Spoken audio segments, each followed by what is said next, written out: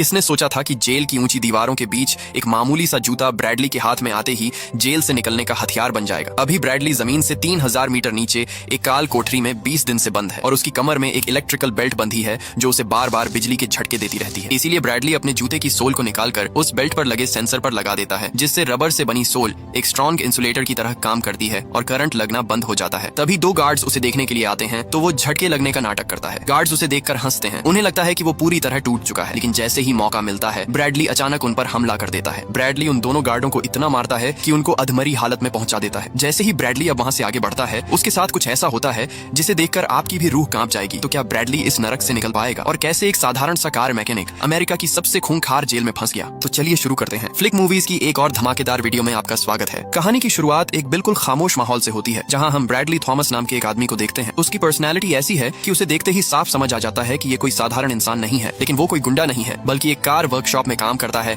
और अपनी रोजमर्रा की जिंदगी जी रहा होता है। तभी अचानक उसका बॉस उसे अपने केबिन में बुलाता है और बिना किसी लंबी बात के उसे नौकरी से निकाल देता है। बॉस कहता है कि आजकल कार वॉश का काम बहुत धीमा चल रहा है, बिजनेस डाउन है, इसलिए वो उसे सैलरी भी नहीं दे सकता। ऊपर से बात ऐसे करता है जैसे ये सिर्फ एक मजबूरी हो, लेकिन ब्रैडली को अंदर ही अंदर पता होता है कि असली वजह उसका गुस्सैल स्वभाव है जो बॉस को हमेशा से परेशान करता रहा है। फिर भी ब्रैडली कोई बहस नहीं करता, ना चिल्लाता है, ना ही कोई ड्रामा करता है। वो बस चुपचाप अपनी चीजें एक छोटे से बॉक्स में रखता है, सब कुछ समेटता है और बिना कुछ बोले वहां से निकल जाता है, जैसे उसने ये सब पहले से ही स्वीकार कर लिया हो। वो अपनी पुरानी थोड़ी टूटी फूटी कार में बैठता है और घर की तरफ चल पड़ता है, लेकिन उसे बिल्कुल अंदाजा नहीं होता कि आगे उसके लिए और भी बड़ा झटका इंतजार कर रहा है। जैसे ही वो अपने घर के ड्राइववे में पहुंचता है उसकी नजर अपनी पत्नी लॉरेन पर पड़ती है जो कार में बैठकर किसी से फोन पर बात कर रही होती है। उस एक पल में ही ब्रैडली के दिमाग में हजारों ख्याल दौड़ जाते हैं और उसे यकीन हो जाता है कि लॉरेन का किसी और के साथ अफेयर चल रहा है। यही वो पल होता है जब उसके अंदर दबा हुआ गुस्सा अचानक फट पड़ता है, जैसे कोई ज्वालामुखी बरसों बाद फूट पड़ा हो। वो लॉरेन से कुछ नहीं कहता, बस उसे इशारे से घर के अंदर जाने के लिए कहता है और जैसे ही वो अंदर जाती है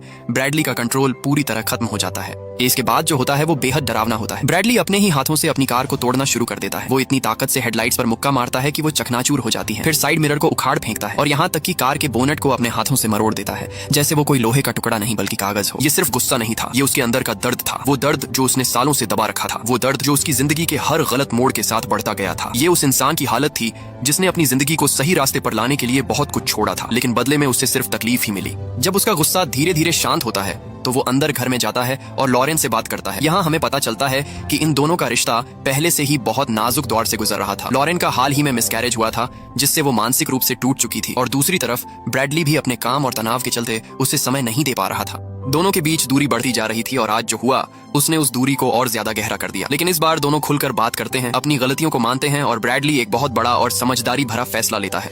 वो कहता है कि वो इस रिश्ते को एक और मौका देना चाहता है, लेकिन इसके लिए उसे अपनी पुरानी जिंदगी में वापस जाना पड़ेगा, यानी ड्रग्स की दुनिया में, जहाँ से वो पहले निकल चुका था। उसका मानना होता है कि अगर उसे अपनी पत्नी को एक अच्छी जिंदगी देनी है तो उसे पैसे कमाने के लिए वही रास्ता अपनाना होगा। लॉरेन उसे रोकने की कोशिश करती है, उसे समझाती है कि ये रास्ता गलत है, लेकिन हालात ऐसे होते हैं कि वो भी ज्यादा कुछ नहीं कर पाती और मजबूरी में उसकी बात मान लेती है। इसके बाद कहानी सीधे 18 महीने आगे बढ़ जाती है। अब हम देखते हैं कि ब्रैडली और लॉरेन एक शानदार बड़े और महंगे घर में रह रहे हैं। उनकी जिंदगी अब पहले से बिल्कुल अलग लगती है, हर चीज परफेक्ट दिखाई देती है। लॉरेन अब प्रेग्नेंट है और ऐसा लगता है जैसे उनकी जिंदगी पटरी पर आ चुकी है।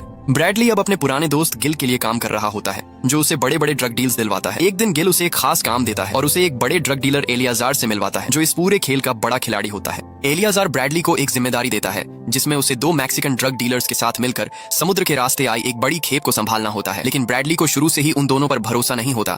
उसे लगता है कि वो दोनों अनुभवहीन हैं और कुछ न कुछ गड़बड़ जरूर करेंगे। वो एलियाजार से अपनी चिंता भी जाहिर करता है, लेकिन एलियाजार उसे भरोसा दिलाता है कि सब कुछ कंट्रोल में रहेगा और वो दोनों उसके हिसाब से ही काम करेंगे। उसी रात अंधेरे में जब तीनों मिलकर नाव से ड्रग्स उतार रहे होते हैं तभी ब्रैडली की शंका सच साबित हो जाती है। उसे अचानक एहसास होता है कि पुलिस आसपास है और वो खतरे को भांप लेता है। वो तुरंत उन दोनों मैक्सिकन लड़कों को कहता है कि ड्रग्स को पानी में फेंक दो ताकि सबूत मिट जाए, लेकिन वो उसकी बात नहीं मानते और उल्टा उससे बहस करने लगते हैं। बात इतनी बढ़ जाती है कि वो ब्रैडली से लड़ने लगते हैं और फिर वहां से भागने की कोशिश करते हैं। ब्रैडली किसी तरह वहां से निकल जाता है, लेकिन उन दोनों के सामने पुलिस आ जाती है और वो घबरा कर पुलिस पर ही गोली चला देते हैं। अब यहाँ ब्रैडली के सामने एक बहुत बड़ा फैसला होता है, या तो वो पुलिस वालों को मारे और खुद को बचाए या फिर अपने अपने साथियों को रोके। वो अपने सिद्धांतों को नहीं छोड़ता और पुलिस को बचाने के लिए अपने ही साथियों पर गोली चला देता है। आखिरकार पुलिस उसे पकड़ लेती है और उसके हाथों के सबूतों से यह साबित हो जाता है कि इस पूरे ऑपरेशन का मास्टरमाइंड वही था। कोर्ट में केस चलता है और उसे 7 साल की सजा सुनाई जाती है, जिसके बाद उसे एक मीडियम सिक्योरिटी जेल में भेज दिया जाता है। जेल में आने के बाद शुरू में माहौल उतना खतरनाक नहीं लगता जितना ब्रैडली ने सोचा था। ये एक मीडियम सिक्योरिटी जेल होती है जहाँ चीजें कंट्रोल में दिखती हैं और कैदी भी उतने बेकाबू नहीं लगते। ब्रैडली यहाँ एक ही सोच के साथ रहता है कि उसे किसी भी तरह चुपचाप अपनी सजा पूरी करनी है और वापस अपनी पत्नी लॉरेन के पास जाना है। वो किसी से उलझता नहीं, किसी ग्रुप में शामिल नहीं होता, बस अपना काम करता है और हर दिन गिनता रहता है कि कब ये सब खत्म होगा। उसके अंदर का गुस्सा जैसे उसने फिर से बंद कर दिया हो, क्योंकि अब उसके पास खोने के लिए बहुत कुछ था। लेकिन ये शांति ज्यादा दिन टिकती नहीं है। कुछ ही दिनों बाद एक अजीब सा आदमी उससे मिलने आता है। उसका चेहरा एकदम ठंडा होता है। वो खुद को प्लेंसिड मैन कहता है। जैसे ही वो बैठता है, बिना घुमाए फिराए सीधे मुद्दे पर आ जाता है और ब्रैडली को ऐसी बात बताता है जो उसकी पूरी दुनिया हिला देती है। वो कहता है कि जिन लोगों का नुकसान ब्रैडली ने उस ड्रग डील वाले दिन किया था, उन्होंने उसकी पत्नी लॉरेन को किडनैप कर लिया है। पहले तो ब्रैडली को यकीन नहीं होता, लेकिन प्लेंसिड मैन तुरंत अपने फोन पर एक वीडियो चलाता है। उस वीडियो में लॉरेन दिखाई देती है, डरी हुई, रोती हुई, मदद मांगती हुई। उसके चेहरे पर साफ दिख रहा होता है कि वो कितनी बड़ी मुसीबत में है। ये देखते ही ब्रैडली के चेहरे का रंग उड़ जाता है। वो कुछ बोल नहीं पाता, लेकिन उसकी आंखों में डर साफ दिखने लगता है। इसके बाद प्लेंसिड मैन उसे और भी बड़ा झटका देता है। वो कहता है कि उनके पास एक डॉक्टर बैठा है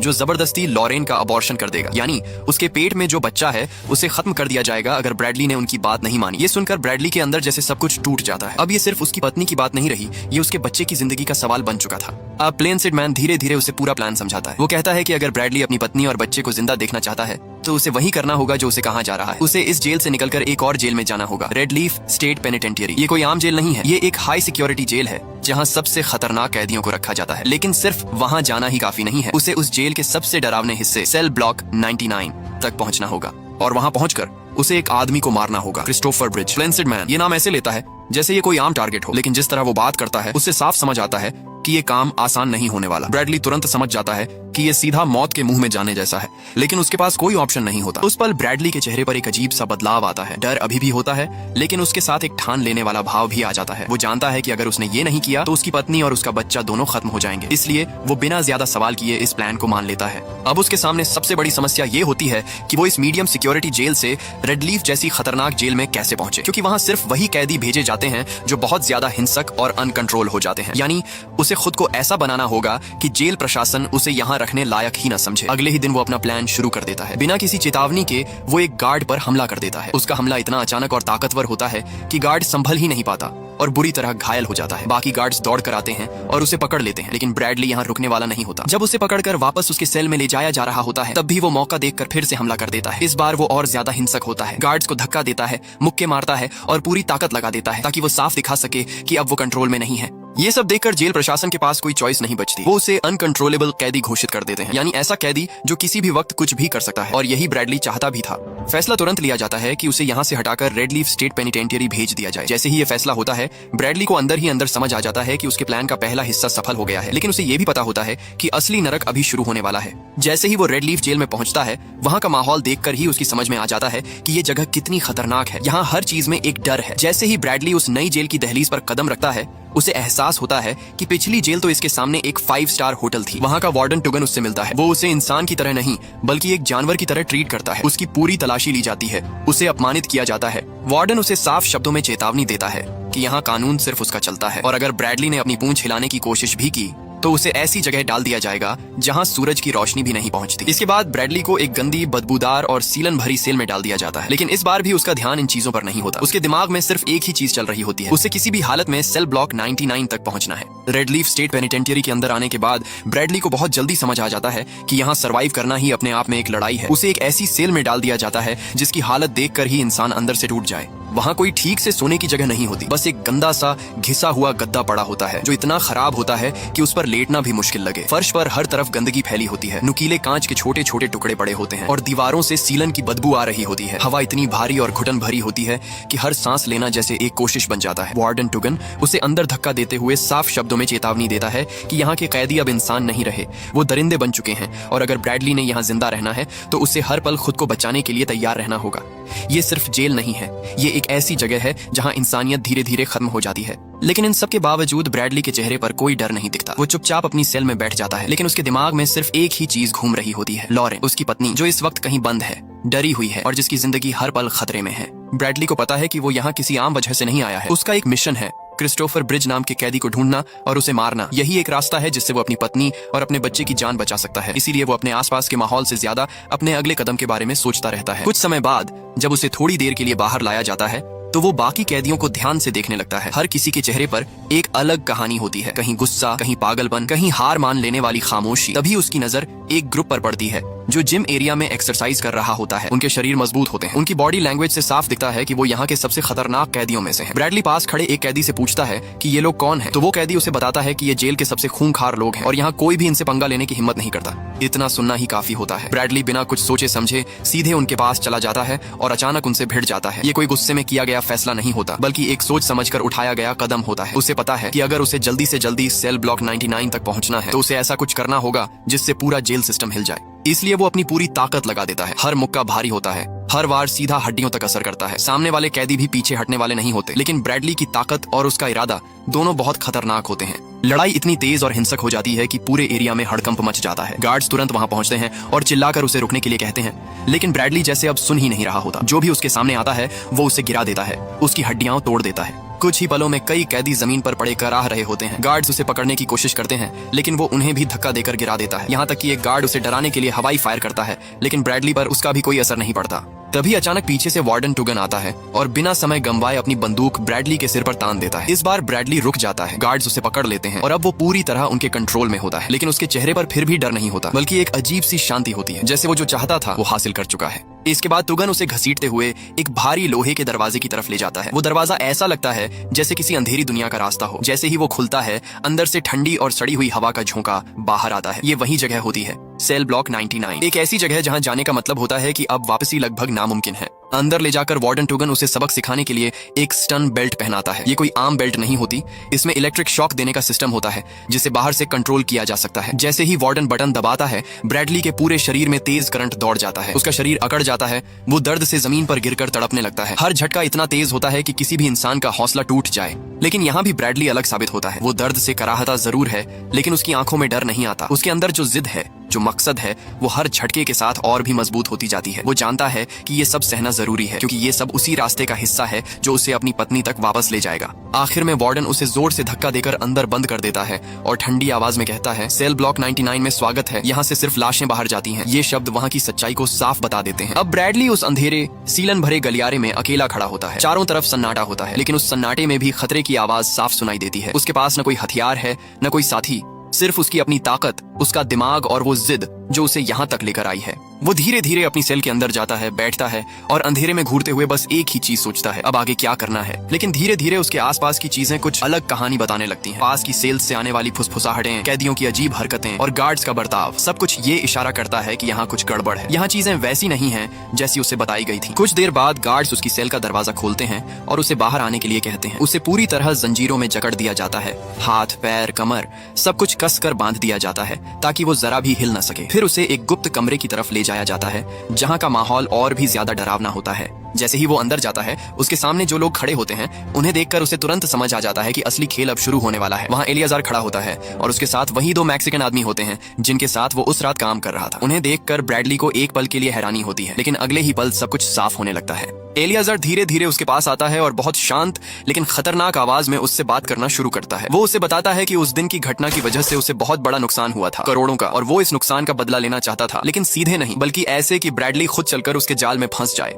यहीं पर ब्रैडली को सबसे बड़ा झटका लगता है। उसे पता चलता है कि क्रिस्टोफर ब्रिज नाम का कोई कैदी है ही नहीं। ये पूरा मिशन, ये पूरा प्लान सिर्फ उसे यहाँ तक लाने के लिए बनाया गया था। उसे एहसास होता है कि वो जिस काम को करने आया था वो असल में कभी था ही नहीं। ये सब एक जाल था, एक ऐसा जाल जिसमें वो पूरी तरह फंस चुका था। अब हालात पूरी तरह बदल चुके होते हैं। ब्रैडली अब शिकारी नहीं बल्कि शिकार बन चुका होता है। उसके शरीर पर लगी शॉक बेल्ट का कंट्रोल एलियाजार के हाथ में होता है। वो बिना किसी दया के बार बार बटन दबाता है और हर बार ब्रैडली के शरीर में तेज बिजली के झटके दौड़ जाते हैं। उसका शरीर बेकाबू होकर कांपने लगता है, उसकी मांसपेशियां खींच जाती हैं और वो जमीन पर गिरकर तड़पने लगता है, लेकिन फिर भी वो टूटता नहीं। एलियाजार यहीं नहीं रुकता। वो उसे उसकी पत्नी का वीडियो दिखाता है जिसमें लॉरेन रो रही होती है, डरी हुई होती है और मदद की भीख मांग रही होती है। ये सब देखकर ब्रैडली के अंदर का दर्द और भी गहरा हो जाता है, लेकिन उसके साथ उसका गुस्सा और इरादा भी बढ़ जाता है। इसके बाद एलियाजार और उसके आदमी उसे बुरी तरह पीटना शुरू कर देते हैं। उसे जमीन पर गिराया जाता है, उसके चेहरे पर लातें मारी जाती हैं, उसके शरीर पर लगातार वार किए जाते हैं। हर वार उसे और कमजोर करता है, लेकिन उसका हौसला टूटने नहीं देता। वो हर दर्द को सहता है क्योंकि उसे पता है कि अगर वो यहाँ हार गया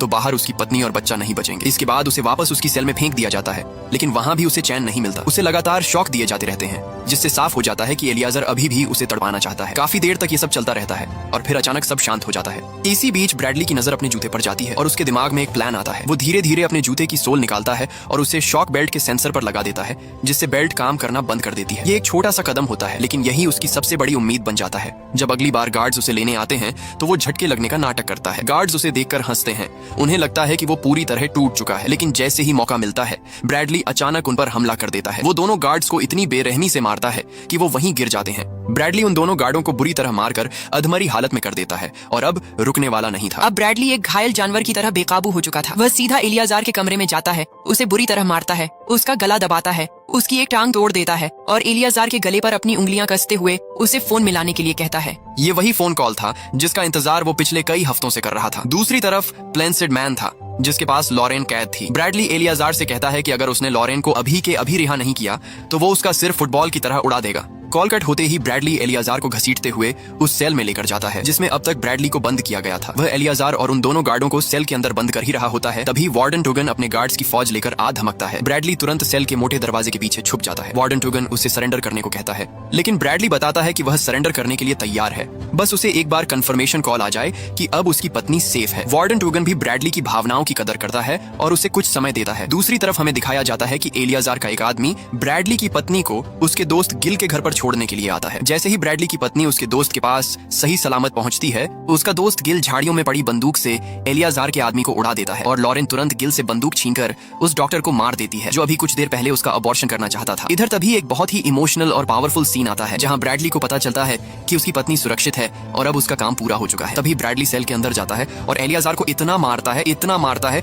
कि उसका सिर धड़ से अलग कर देता है। लेकिन तभी एक धमाके के साथ सेल का दरवाजा टूटता है और वार्डन टुगन अपने सबसे खूंखार गार्ड्स के साथ अंदर दाखिल होता है। वार्डन टुगन, जो खुद एक बेहद भ्रष्ट और नीच इंसान था, ब्रैडली को घुटनों पर आने के लिए मजबूर करता है। वो ब्रैडली को अपमानित करता है और कहता है कि उसने अपनी जिंदगी और अपने आने वाले बच्चे का भविष्य हमेशा के लिए खत्म कर लिया है। लेकिन ब्रैडली की आंखों में कोई पछतावा नहीं था। वो वार्डन की ओर देखता है और एक ऐसी बात कहता है जो वार्डन को अंदर तक हिला देती है। वो कहता है, मैंने वो किया जो एक बाप और एक पति को करना चाहिए था और इसके लिए मैं नरक में भी जलने को तैयार हूँ। तभी कमरे में गोलियों की गूंज सुनाई देती है। वार्डन टुगन अपनी शॉटगन से फायर करता है और ब्रैडली के शरीर को गोलियां छलनी कर देती हैं। ब्रैडली फर्श पर गिरता है, उसका खून उस गंदी जेल की जमीन पर फैलने लगता है, लेकिन गिरने से पहले उसके चेहरे पर एक हल्की सी मुस्कान थी। उसे पता था कि भले ही उसका शरीर इस काल कोठरी में दम तोड़ रहा है, लेकिन उसकी पत्नी और उसका बच्चा अब खुली हवा में सांस ले रहे होंगे। ब्रैडली थॉमस, जिसने अपनी मर्यादा और परिवार के लिए खुद को एक जानवर बना लिया था, आखिरकार इस दर्द भरी दुनिया से आजाद हो चुका था। फिल्म के अंत में हम देखते हैं कि पुलिस और एम्बुलेंस जेल पहुंच रही हैं, लेकिन सेल ब्लॉक 99 की गहराइयों में एक ऐसी कहानी दफन हो गई थी जिसे शायद ही कोई कभी जान पाएगा। तो दोस्तों, ये थी ब्रॉल इन सेल ब्लॉक 99 की दिल दहला देने वाली कहानी। कैसे एक साधारण सा दिखने वाला आदमी अपने परिवार के लिए मौत का फरिश्ता बन गया। ये फिल्म हमें सिखाती है कि हालात इंसान को कुछ भी बना सकते हैं, लेकिन अपनी वफादारी और प्यार के लिए मर मिटना ही असली वीरता है। अगर आपको ब्रैडली का ये जज्बा पसंद आया हो तो इस वीडियो को लाइक जरूर करें। आपको क्या लगता है, क्या ब्रैडली के पास कोई और रास्ता था? कमेंट्स में अपनी राय जरूर दें।